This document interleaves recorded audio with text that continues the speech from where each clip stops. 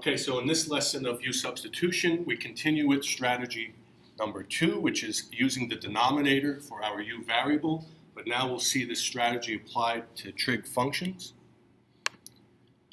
In the first example, we see that our denominator has the sine function, so we want to set sine equal to the U variable, which you see here. And when we take the derivative of sine, we get cosine x dx. And we're going to use these two for our substitution. So right here, the cosine x dx, all of that gets exchanged for the du. And in the denominator, we see sine raised to the second power. Sine will be replaced with u, so we'll get u to the second power in the denominator. When we rewrite this integral, we get 1 over u squared du. Anytime the numerator loses all of its value, we replace it with a 1. Because it was exchanged, and the du is off to the side. Now we recall techniques from antiderivatives where we rewrite this using negative exponents. So we have u to the negative 2 du. And now the power rule for integration, we add 1 and get u to the negative 1 power. We divide by 1, and we have our plus c because it is an indefinite integral. And finally, this question was asked in terms of x, so we have to do the back substitution back to the original function. So this becomes negative sine of x raised to the negative 1 power plus c. In this case, that negative 1 means the reciprocal, so we want to write this as negative 1 over sine of x plus c.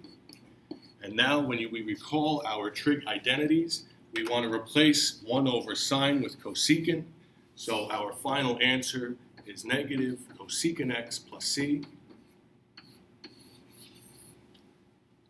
So we see there's a combination of substitution and trig identities. In this next example, we see that our denominator function is tangent, so we're going to let tangent be our u variable. Again, we take the derivative to get the du. So du is equal to the derivative of tangent, which is secant squared x. And then we add the dx because of the change in variables. Now we look at how this fits in the puzzle here. Secant squared x dx will be exchanged for the du, and tangent will be exchanged with u. The constants here, we can move out in front of the integral, so 6 over 3 moves out in front as a 2. So when we rewrite this using the substitution, we have 2 times the antiderivative of 1 over u du. This is a memorized antiderivative. The antiderivative of 1 over u is natural log of the absolute value of u, so let's rewrite 2 times the natural log of the absolute value of u plus c. Now we take our u variable and we replace it again with tangent. This is the back substitution.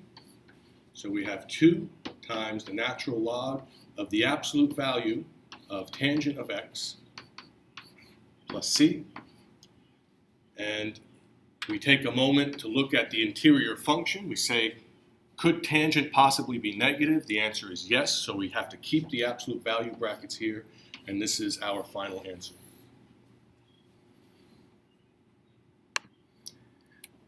In our third example, we have U-substitution, but we're going to see chain rule comes into effect here when we're setting up the du. So we're going to take this entire denominator, u is equal to sine of x squared, but when we take the derivative of sine is cosine. The argument has to stay the same, so it's cosine of x squared. But now the chain rule says take the derivative of the internal function, so we have to multiply by a 2x. And again, we need our change of variables, dx there. And when we go to do this exchange, we see that we're missing something. We're missing a 2. We would like a 2 to be here. We can't just introduce it, we have to balance it. So if I multiply by 2, I have to also divide by 2, and that would be the same as multiplying by 1. We haven't changed the problem, but now we have made this integral fit our U-substitution. We have the 2x cosine of x squared dx. All of that can be replaced by du. We have the 1/2, that's our adjustment. So that's going to be part of our substitution step. We have 1/2 times the antiderivative of 1 over u du. The entire denominator got replaced with u. And we see our answer is 1/2 ln of the absolute value of sine of x squared plus c. And we can use log properties to take this 1/2 and put it up into the exponent. The answer here is correct the way you see it, but if it were a multiple choice test, it's possible that you can see natural log of the absolute value of the square root of sine of x squared plus c, and that's the power property for logarithms, where you can take that coefficient and move it up into the exponent of the argument.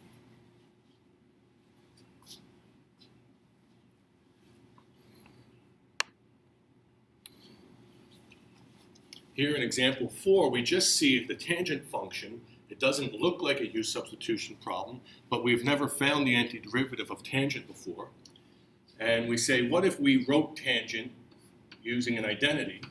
What if we wrote tangent as sine x over cos x? It's the same exact integral, and now U-substitution can be used to complete the antiderivative. Again, our strategy is to take the denominator function. So we say let u be cosine of x dx, not dx, cosine of x, but then the du is equal to negative sine of x dx. We see that we need to make an adjustment here because sine needs a negative out front. So -1 times -1 is +1. We've made the substitution fit with du. We have our adjustment out in front. So when we rewrite the U-substitution step, we have 1 over u du. And now the antiderivative is the negative of natural log of the absolute value of cosine of x plus c. And although this answer is correct,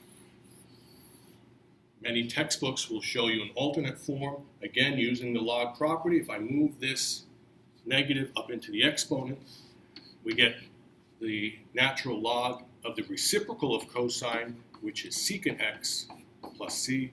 Both answers are correct. If it's a multiple choice question, then you should be able to identify these as equivalent.